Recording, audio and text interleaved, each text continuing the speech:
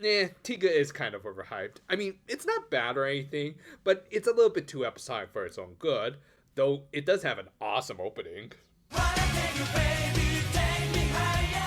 Continuing from where we left off last week, Utena had taken her seat as the new chairwoman of Eromita, and to really hammer this home, they gave everyone very Yakuza-esque introductions. Well, as long as Yang Ye isn't voicing Kiryu. We're living by our own judgment.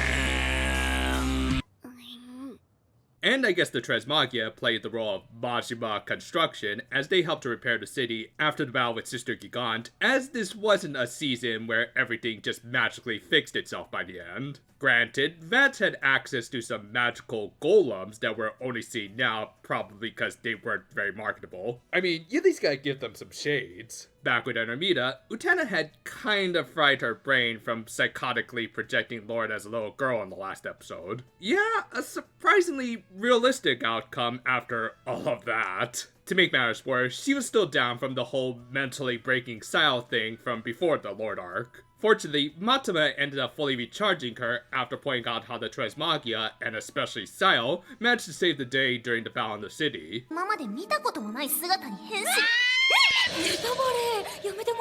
The Precure fandom whenever a Six Ranger is leaked. And while her closest friends were duking it out to see who could sim for her more, Utena, having heard about the Tres Majima construction company, decided to sneak out while leaving her transformation trinket behind, because, let's be honest, she's already horny as all hell before even seeing her idols. However, once she got to the construction site, and saw the damages that she was at least partially responsible for, Utena decided to help in a rather wholesome scene as she even briefly put aside her goal of seeing the Tresmagia. As a result, she did get a karmic reward with her running into Sayo. Granted, she still ended up acting like most otaku at an idol event.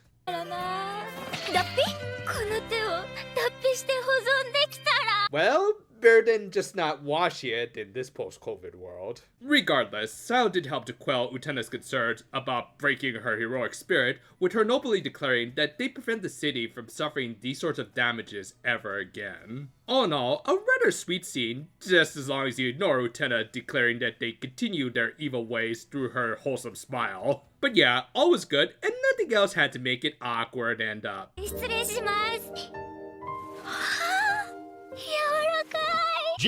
Nope, if we use that again, it's gonna happen again. Save it for a better occasion. Then again, I think Utena's idea of a massage kind of counts as that. Like, just saying, the happy ending should at least come after you fix her shoulders. And after seeing the holiest of Centralites, Utena retreated, and Sayo kind of recognized her technique. Later, she held a proper meeting with the rest of her evil organization.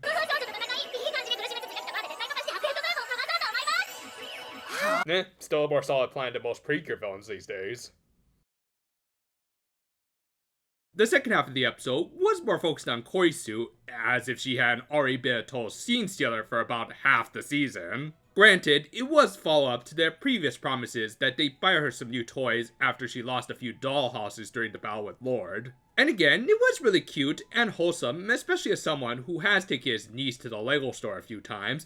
Just be sure to clean up after yourself, you little brat. They also ended up running into Haruka and her triplet little sisters, who each had names corresponding with 3 of the 4 seasons, with Haruka representing spring. Not exactly the most clever usage of the seasons I've ever seen in anime, but still a fun little detail. Speaking of which, Kiwi tried to have fun with the kids, and while of course being more of a doll collector who wouldn't be into Ultraman at first, seeing Haruka's sisters get into it ended up making Koisu a fan. This led into another nice scene where Haruka showed why she does deserve to be a pink lead, who wants to create a world where her sisters and Koisu could just play peacefully with their toys. That said, it also might not be a bad idea to put a few restrictions on the girl with godlike abilities to create life and, well, make my monster grow!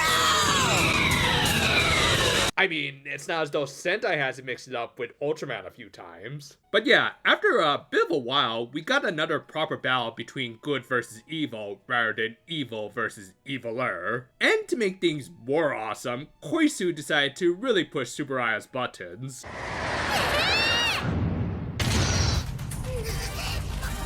Hey, just be glad you didn't turn into Stretch Armstrong with tits. Surprisingly, they even kind of effectively imitated the slightly slower paced grappling of an Ultra fight, and of course the inherent cheesiness involved. However, that wasn't good enough for Utena, who wanted some cheesecake. As a result, while Haruka was fighting the recycled Godzilla costume, which yes was a thing, her friends and enemies ended up having a Shadow of the Colossus fight on her. Isn't anime just great? Anyway, the battle concluded after they ended up tearing off her panties and she sent the baddies blasting off again in frustration. Most surprisingly, Haruka managed to do all of this before her color timer went off. I mean, I don't think many Ultraman could do that, so good on her. With that, the episode ended with Koisu becoming even more based and finding a new hobby. This is both one of the most wholesome and also most insanely awesome episodes of the series so far. Yeah, I know that almost sounds paradoxical, but for the first half, and even into the second half, there were actually a lot of cute and good character building scenes as all of the characters were settling in the aftermath of the battle with Lord. It's just that once we got to the Ultra stuff, well, I think I found one of my new favorite parodies of that franchise.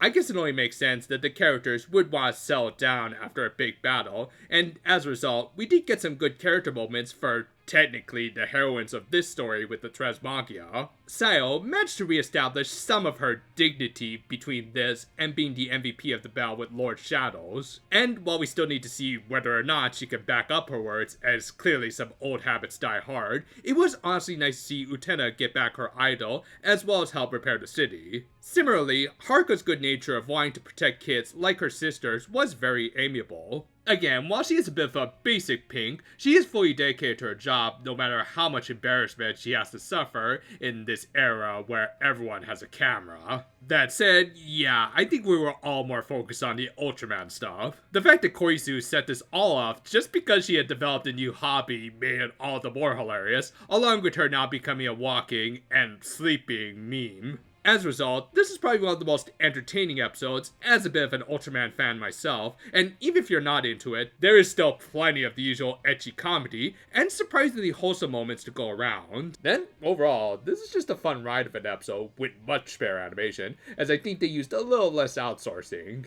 Though seriously, Koizu has more culture than even some of the more dedicated otaku I know. Personally, I also recommend checking out Mebius after Tiga. Currently, we're working on a few shorter analysis videos that hopefully will come out in April. The reason being that my family and I are going to be away on a trip for the first couple of weeks of the month, so we don't want to leave y'all hanging with nothing. As a result, we won't be able to do a couple of our proper weekly reviews, but we'll still try and play catch up when we get back, and maybe even start up a new series which starts next month. So do look forward to all of that. Until then though, farewell for now my friends. Yeah, a little slow on the uptake view. The city's been fixed.